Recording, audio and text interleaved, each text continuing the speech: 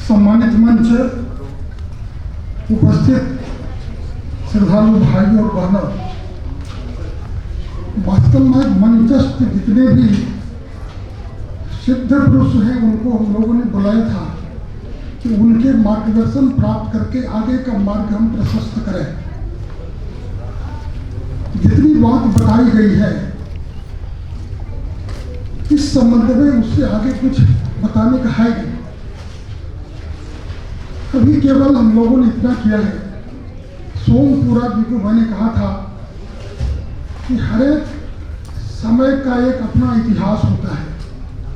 अभी 500 वर्षों के संघर्ष के बाद हिंदू समाज को एक स्वाभिमान व्यक्त करने का अवसर प्राप्त हुआ और वहाँ भव्य और दिव्य राम मंदिर बन रहा है। समकालीन मंदिर बनने के कारण से कोई दूसरा आर्किटेक्ट जाएगा तो आने वाली पीढ़ी दोनों मंदिर में भेद देखेगा। इसलिए आप ही अपने आर्किटेक्ट के आधार पर उस मंदिर को बनाइए। और उन्होंने अभी 2D तक का काम कर लिया है। 3D जब बन जाएगा तब हम लोग की योजना है कि जितने जो हमारे समाज जीवन के तपहभूत हैं, जिनकी साधना से प्रेरणा लेकर हम लोग इस काम को कर रहे हैं, उनसे भी इसी प्रकार का मार्गदर्शन लेते चले और आगे बढ़ते चले। आज तो मैं आया था, माननीय इंद्रेश जी से पहले ही बात मेरी हुई थी और आपने मुझे कहा था कि आओ दिल्ली में बैठकर बात करते हैं।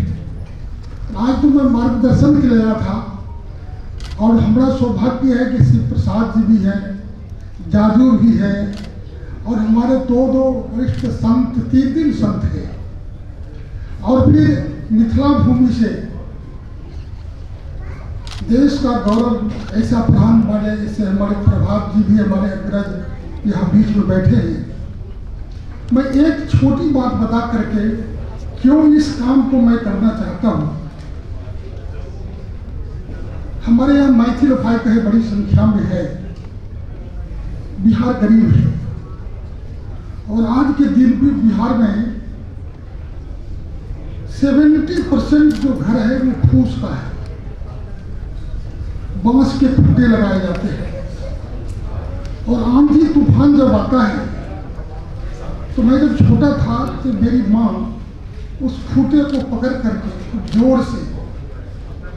जोर से चिल्लाती थी, जय जय की रक्षा करो प्राण की। तो मैं माँ से पूछता था कि मैं क्या कर रही हूँ। कहा कि माँ जानकी ही प्राण की रक्षा करेगी। और ठीक उसी प्रकार से आज देश का जो वातावरण बना है, जन जन के मन में राम रमे, हर प्राण प्राण में सीता है, यह जो दृश्य निर्माण हुआ है देश का, उसमें यदि देह बढ़ेगा और प्राण नहीं बढ़ेगा तो मैं समझता हूँ कि पूर्ण देह नहीं हो सके। राम की स्त्री सीता है। राम यदि नारायण है, मर्यादा पुरुषोत्तम है, तो माँ सीता महालक्ष्मी है और वो देश की संस्कृति के प्रतीक है। और उस संस्कृति की रक्षा के लिए माँ के उस प्रागट्य स्थल पर, देखिए मैं एक बात बताता हूँ, मैं मिथिला के रहने वाला हूँ, गर्व है मुझे। बाकी देवताओं को हम हिंदुओं ने तो बांट दिया, ये क्षत्रिय हो गए, यदुवंशी हो गए, क्या क्या हो गए, लेकिन आज भी इस धराधाम पर माँ सीता ही है जो भूमिजा, भूमि से जन्मी है। सबको समान अधिकार माँ सीता को है और इसलिए माँ सीता को झोपड़ी में रहने वाले भी और महल में जाने वाले भी अपना कुटुंब समझते हैं और इसी रूप में उनके मन में सम्मान है। अभी जब मैं किला लेने गया था नेपाल और वहाँ से लौट रहा था तो समाचार पत्रों में देखे होंगे आप, कोई सूचना नहीं, कोई तैयारी नहीं, कोई माइकिंग नहीं। केवल जनकपुर से समाचार बिहार में आया कि त्रेता में राम आए थे और उस समय सीता ने अपने वर को वरण किया था और अभी अभी राम फिर से नेपाल में सीता को वरण करके रास्ते से जा रही है। जा रहे हैं। 2 शिला, एक बड़ी शिला, एक छोटी शिला। लोगों की श्रद्धा देखिए, त्रेता काल की घटना, और आज उनके मन में लग रहा था कि राम और सीता ये दोनों साथ जा रहे हैं। मैं उस समय पत्रकार कुछ लोग हैं, यदि उस समय गए होंगे तो ध्यान पर होगा, पत्रकार जो निष्पक्ष केवल दर्शन करता है भावुक हो गया। मैं वो वीडियो दिखाऊंगा तो आपको लगेगा कि पत्रकार भी उस क्षण को अपने को रोक नहीं पाया था।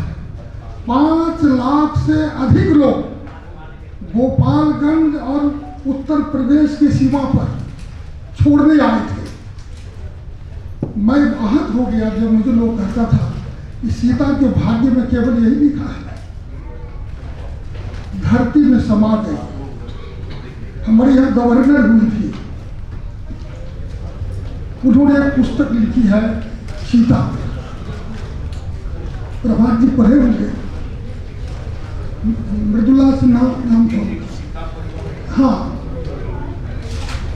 ये भाव लगता था कि प्रकट हो गया। मैं जब भी गाड़ी से उतरता था तो बूढ़ी वृद्ध बाल सब घेर के कहता था मैथिली भाषा में, हे यौ अहाँ जे छै से राम जी के तो घर बना दिलियै आ सीता जी के घर नहीं बनेबै, सीतो जी के घर बना दियो। वो बेचारी के राम जी निकल गलखिन, वो धरती में समा गलखिन, आज तक उनका सम्मान नहीं मिल रहा।